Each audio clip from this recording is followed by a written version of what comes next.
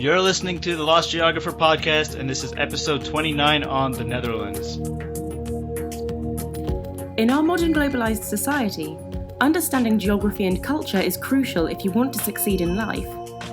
Unfortunately, many people are still unaware of the world around them, which is fueled by media that are focused only on profits, clicks, and promoting agendas rather than providing accurate information. Here at the Lost Geographer, we aim to promote geographic and cultural literacy through education and travel by bypassing the media. We have guests who talk about their own countries from a native perspective, travellers telling their stories and lessons, and related topics that will aid you on your journey towards geographic and cultural literacy. Get the raw, candid truth about the world we live in and understand your place in it. Because at the end of the day, it's your world. Own it.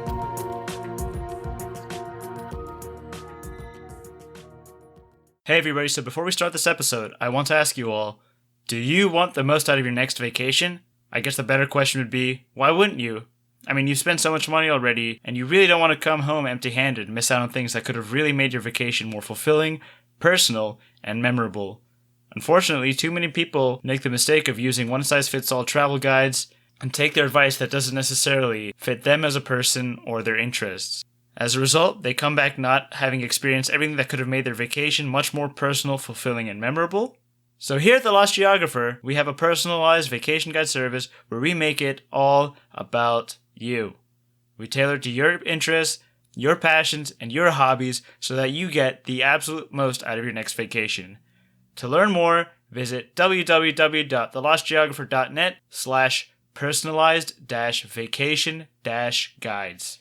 Hey everybody, welcome to the Lost Geographer podcast, where our goal is to promote geographic and cultural literacy. It's your world, own it. I'm your host, Rohit Amruther, founder of The Lost Geographer. You can find us at www.thelostgeographer.net. And in this episode, we're headed over to Western Europe after last week in Eastern Europe, and we are going to the Netherlands, and I'm here with Sophie. How are you? Hi, I'm good. How are you? Great, thanks. So, let's get started like we usually do. And so tell us a little bit about you, where you're from, and where all you've lived. My name's Sophie, and I'm from Het Harde. That's a little town, basically in the center of the Netherlands. And after that, when I went to university, I've lived in Utrecht, which is quite a big city, also in the center of the Netherlands. And right now, I live in Zwolle, which is a little more up to the north of the Netherlands. So that's where I've lived so far. And you spent some time in the UK, right? Yeah, that's right. For half a year, I went there as an exchange student, which was really nice. I got to learn a lot about the differences between my home country and other cultures. So I hope that will help me tell you more about the Netherlands compared to other countries. So sweet. Let's get started with manners and etiquette. So what are some manners and etiquette that Dutch observe that you've noticed other people don't really observe? Well, let's see. It definitely depends on the context, of course. But for instance, when I went to university in England, I could tell that there it can be way more formal, like the way you interact with teachers, for instance. In the Netherlands, it is appreciated to be formal in the beginning, but usually people correct you quite soon to just, talk to them more informally because it makes them feel at ease. And we really like to treat each other, like equals. And, basically it counts for a lot of things. For instance, if you would come to dinner to people you recently met, you start off in a formal way, but usually you let each other know that you like each other by saying, hey, it's okay, be informal, act like you're at home, because we really appreciate that kind of behavior. And I guess you guys are also very upfront with the way you, with I guess what you guys are thinking. Yeah, that's quite a general idea that people have of the Dutch. And I think, it's not like we're really blunt, like we wouldn't offend you, intentionally, but we're quite honest. For instance, in the UK, that's just my most recent reference that I have, but over there, when you come up with a plan to maybe meet up with someone in the future, they always say, oh yeah, totally, that would be really nice, but it could actually mean that they'll never see you again. Whereas in the Netherlands, people would be more upfront and just honest, like, well, we'll see. I'm quite busy, maybe not, but like that. We wouldn't just say like, I don't like you, but it's a little more obvious when people wouldn't like you or wouldn't meet up with you compared to other cultures, maybe. Cool. Is there anything else you think that like a difference between the way the Dutch interact and others that you've met with? We can be quite harsh when it comes to jokes. We love sarcasm. And to other people, sometimes it can be a bit confusing because if you're not used to that, you could maybe think that we want to offend you, but it's just more accepted to have a little bit of an edge to our humor. Also to people that we don't even know that well. So yeah, that could be a thing that other people might not understand from the beginning, but once you're into it, I don't know, I think it can lighten up the mood quite easily. And I think that's a lot of, that kind of lives up to the other thing I just explained, that we just like to have a relaxed atmosphere. So to be a little mean with your jokes can come across like you want to offend them, but it actually means that you feel comfortable enough with people to take a little risk, to make a joke. And I guess it's kind of a way to build trust a little bit. And so you guys don't really adhere to political correctness from what I'm gathering. Well, yeah, it depends on the context you're in, but usually we're not shocked that easily. For instance, we have these videos that a satirical video editor does, and it's about our politicians and our monarchy and everything, and basically everyone just loves them. Of course, some are taking it too far, but usually we all appreciate it, the way that those kind of satirical videos or articles, I don't know, make things a little less institutionalized and serious. We all like to think that we're really normal. So I guess moving on, let's talk a little bit about business in the Netherlands, I guess doing business. So what would you say the business climate is like? And let's say if I were to do business with a Dutch person, what's the business culture like? Let's see, I think, of course, initially you have to show them what you got. And show them what you have to offer. And I think that in general, it will be appreciated if you take an effort to make it a little more personal. But of course, I don't have the experience in all kinds of business structures, but it's a lot about, I don't know, showing people that you have the right intentions. And because we're quite upfront, we like to see that in other people as well. But for instance, in the real corporate world, of course, just like in America, it's also about appearances, and it's not like we don't have that either. But I feel like maybe your corporate environment is a little bit more relaxed than in America, or? Yeah, it could be, definitely. Especially in the smaller organizations, it can really feel like you're just hanging out with friends and you just have to take on some cases. But I hear that from a lot of people, that once you're a part of the culture of the organization, it can be really comfortable and not too formal again. Mm-hmm. But I assume that with the bigger companies where not everyone knows each other, it might be different. All right, cool. So let's move on. So what would you say are some interesting cultural facts about the Netherlands that you feel like the audience would benefit from knowing? So this could either be about the culture or history or things like that. Well, let me start off with one fun fact that I came to realize when I got to interact with people from other countries. Because, of course, I always thought that this was a normal thing. But apparently it's only the Dutch that do this. We actually congratulate you with your relatives' birthdays. When it's your brother's birthday, we say, oh, congratulations. And we would go up to your mom and say, congratulations with your son. And even when it's a good friend, we could do that. So I think that's an interesting thing because apparently no one else does that. I've never heard of that. Yeah. So that's a funny thing. Let's see what else. Well, we're really used to bringing lunch to everywhere we go. So we don't have like a big cafeteria thing at schools. Everyone just takes their own lunch boxes, and even when you go to work or, yeah, it's just a really normal thing to always bring your own lunch. And then there's just usually cheese or chocolate sprinkles on there. Mm-hmm. So I guess while we're on the topic, we want to talk a little bit about Dutch cuisine. Yeah, sure. Well, the most traditional cuisine we have is called stampot. And that's when you have mashed potatoes mixed with some type of vegetable. And usually we eat it with a sausage or little pieces of bacon. It started out as, comfort food or mostly just food that really gives you the power to work on the lands, or, when it's cold outside, you really need this kind of food. So that's typically Dutch. And pancakes. We have our own version of pancakes. They're a lot thinner and bigger. And we have pancake restaurants where you can literally have anything on there, mushrooms or a lot of bacon, cheese, peppers, everything. It's a big thing. And we eat them for dinner as well. So yeah, that's interesting. I remember when I found out about that, I was like, what? Yeah. So yeah, we don't do that too often, but it can be really nice every once in a while. And let's see, what else do we have?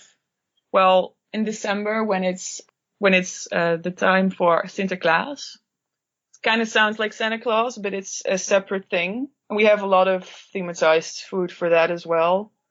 We have these really little cookies that we have, and there's some specific spices in there which are really nice, and people eat a lot of them around these months. They already start selling them around September, I think, and people just keep going at it. We have these chocolate letters as well. It's custom that we all get a letter, like our first initial, in chocolate, and then we eat that. So yeah, it's a good excuse to eat more chocolate every once in a while. Never a bad thing. But I guess, do you want to talk also about like stroopwafel and drop? Oh yeah. Yeah, we have stroopwafels, and they're really nice. They're delicious, by the way. Yeah. They're two thin layers of waffle-like cookies, and then there's caramel inside. We have them in the stores as well, but the fresh ones are definitely the best. Then they're really big and warm, and the caramel is it's a party in your mouth, definitely. And sticking to the sweets, we also have these, doughy balls, usually with currants in there. And we have them deep fried, and we eat them for New Year's. We eat them with a lot of powdered sugar, and they're really nice as well. Not good for our bodies, but yeah, well. Who cares? When it's winter, you can have a little more fat, I think. So yeah, and then the licorice we call it drop. And we have a lot of varieties of licorice. And yeah, a lot of people are crazy about licorice. We have salty flavors, sweet flavors, and yeah, a lot of different versions. I guess sticking with cultural facts, would you mind talking a little bit about Friesland and the Frisians? Yeah, Friesland they're basically almost their own country. It's part of the Netherlands, but they're really fixated on keeping to their own traditions and their language. They have their own language. When you're Dutch and you've never heard Frisian, you can hardly understand them. And for an outsider, the usual thought is that they really keep to themselves. When you're like an immigrant coming to Friesland, it could be really hard to fit in. But yeah, I'm sure that once you're from there, it's really nice. But yeah, they're definitely a special group of the Dutch people. I'm not sure if they have really specific customs. They like to ice skate a lot, but they have their own flag, their own language. So yeah, they really try to stay special. So I guess that would be like the Amish in America. Yeah, well, they're more modern than the Amish. They have television and stuff. But yeah, it's definitely a demographic that not everyone could relate to or understand, but mostly because they speak a different language. When you go to Friesland, you could definitely come across some people who pretend they don't speak Dutch just because they don't feel like speaking Dutch because they're Frisian and they're in Friesland. So, yeah. Fair enough. Maybe that's also a little bit like Quebec in Canada. Maybe that's a better example. Yeah. It's mostly because they just don't want to have their culture and language going extinct. So, I mean, I don't blame them. All right, so moving on to our next question. I guess between the cultures that you've experienced, so you've been a little bit over Europe, lived in the UK, and you've been to America. How would you say that the cultures compare? How would you say that Dutch culture is, I guess, unique and different than what you've experienced elsewhere? Yeah, mostly just the fact that we try to keep things as normal as possible, I think.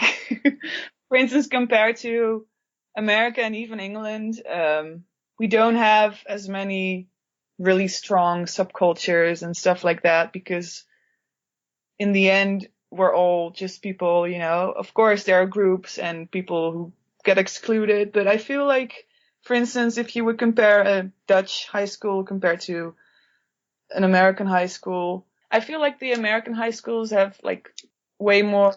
They're more cliquey. Yeah, more cliquey. Like you have the jocks and the cheerleaders and the nerds. I don't know. That's how I picture it, at least. Yeah. And in the Netherlands, of course, you have groups of friends who don't really like each other. But yeah, it's not. I think also because high school is less of like our whole life. We have our sports outside of school. We have if you go to like a drama class or anything, you usually do that outside of school. So in school, you're just a student, and of course you have your own interests and you might find people who have the same interests, but it's more divided like that, I think. So that's the difference. So are you saying there are no hipsters in the Netherlands? Well, there definitely are Oh, hipsters. man. You had me excited for a second. Yeah. Yeah, but yeah, it's just not as clear cut as in America, I think. You could have a hipster who also goes to soccer practice and also does, I don't know, something not hipster like. Yeah. It's all possible. And let's see what else. I think compared to my Spanish roommates that I had in England, food is not that important to us.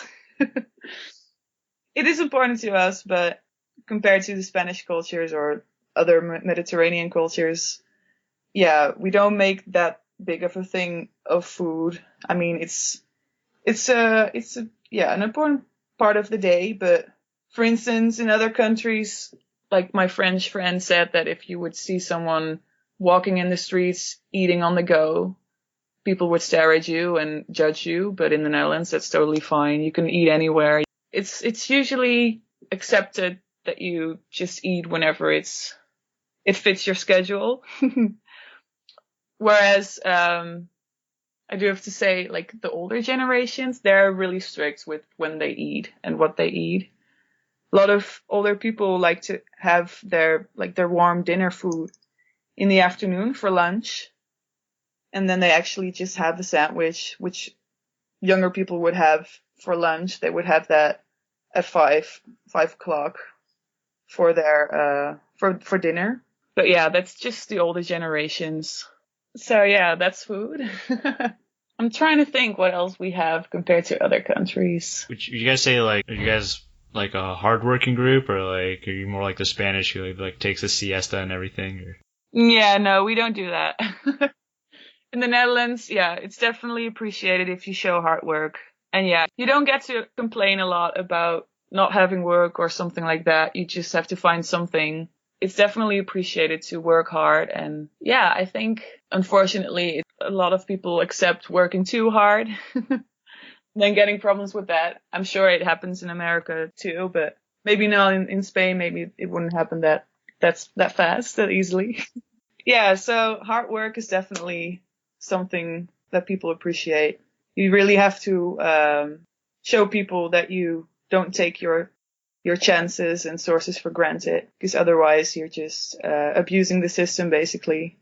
And that still happens a lot because our social care system is we're a welfare state. There's a lot to offer, and some people take advantage of that. And if people notice that, they can be quite intense about that, which is totally understandable because we all work hard to pay for that system. And so if you don't work hard and there's not that much wrong with you, that could definitely be a deal breaker. Cool. So let's move on to, what would you say is your favorite thing about the Netherlands? Like, what makes you most proud to be Dutch? Well, it's kind of our openness again, and just the fact that people aren't afraid to have random conversations with people they don't know. So random conversations at the bus stop or in the train are usually accepted, sometimes even highly appreciated. Of course, it depends on what day the other person might be having, but I really like that about us, that we're usually not too busy or too stuck up to talk to someone we don't know. But of course, there are personal differences. I think it's funny because if you go a couple hundred miles east to Germany and you try that and they look at you like, what? Yeah, and the same thing in England. I remember when I came there, my Dutch students said well, if you try to talk to someone on the train, they'll look at you like you're crazy, and they'll probably be shocked a little bit, like that you're just talking to them with no clear reason or something like that, you know? Whereas in the Netherlands, that happens all the time, that people start talking to you. Or at least greet you. Also that, I remember when you were in the Netherlands, you really thought that was a special thing when we were cycling out, and you're like, hey, everyone just says hello and wishes you a good day. Yeah, I noticed that.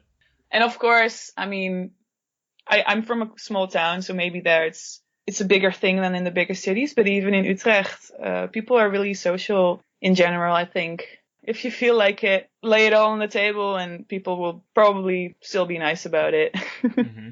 I think it's funny that you brought that up, actually, the biking, because that's actually a huge part of Dutch culture and we completely missed it. Yeah, it's true. Our cycling culture. I guess you could say it's our biggest form of transportation because, we're not that big. So cycling is usually doable. And, of course, it's good for the environment as well. And we just love being outdoors and being active, I guess.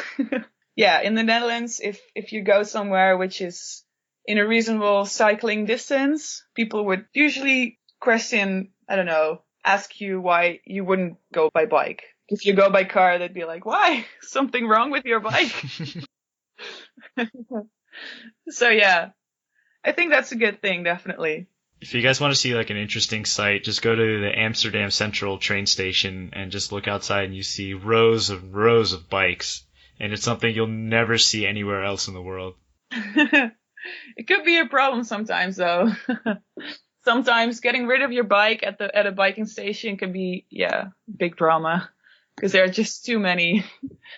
And if you ever get into the situation where you have to park a bike at Central Station or anywhere else in Amsterdam, you really have to think of a way to remember where you parked your bike, because otherwise it will take you hours to get it back. Literally. It's just so many. Yeah.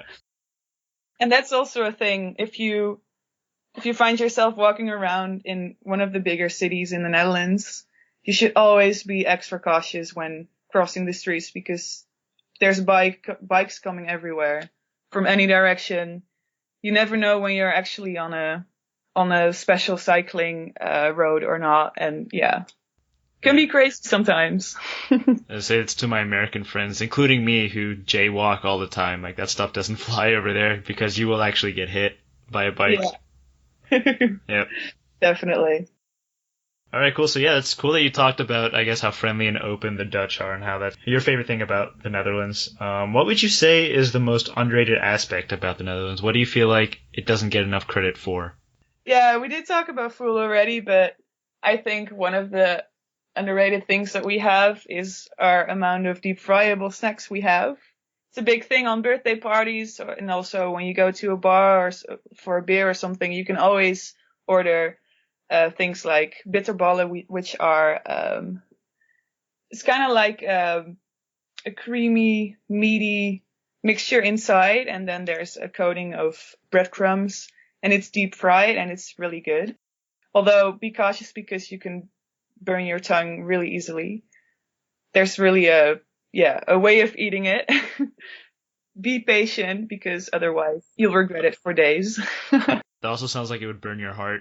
Yeah, don't do it too often, definitely.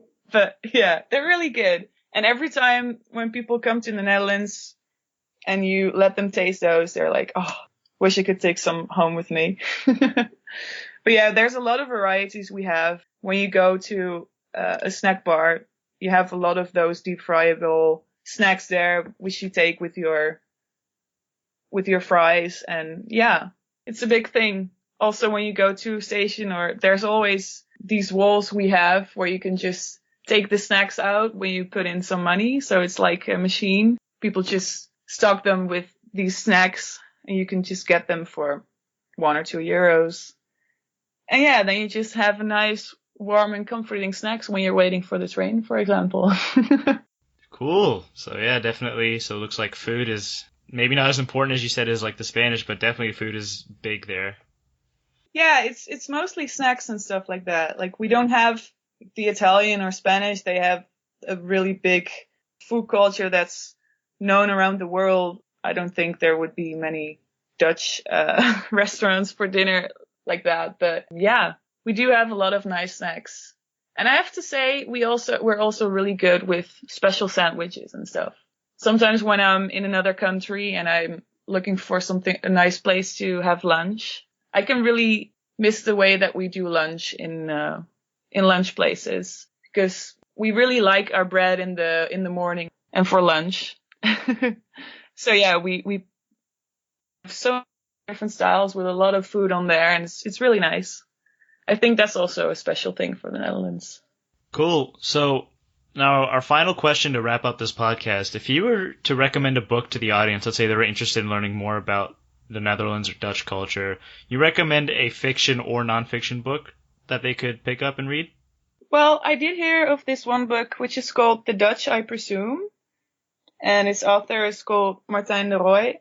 It's a book that's really written for foreign people who really want to kind of uncover the myths and things they heard about the Netherlands, which may not be true. So yeah, it tackles a lot of, how do you say it? There's a lot of myth busting, I guess, or? Yeah, myth busting and stereotypes. Like, we don't all wear clogs and we don't hang out by windmills every day, you know? Stuff like that. I haven't read it, but I think it could be a nice way to have like your first introduction into Dutch culture. Cool. So yeah, audience, I'll have the book written down on the show notes, and you can check it out at www.thelostgeographer.net/podcast. This will be episode 29. Just check out the show notes there. There'll be a link to the book and everything else we've discussed on this episode. But that concludes this podcast on the Netherlands. Sophie, thank you so much for doing this. Yeah, you're welcome. Thank you for having me. Of course. And to the audience, hope you enjoyed this podcast, and tune in next week for another awesome episode. And remember, as usual, until then, it's your world. Own it. Thank you for listening to this week's episode of the Lost Geographer podcast. Remember to tune in next week for another episode to aid you on your journey towards geographic and cultural literacy. In order to help spread the word, please rate, review, subscribe, and share the podcast so that we can help create a new wave of understanding in our world. Remember, it's your world. Own it.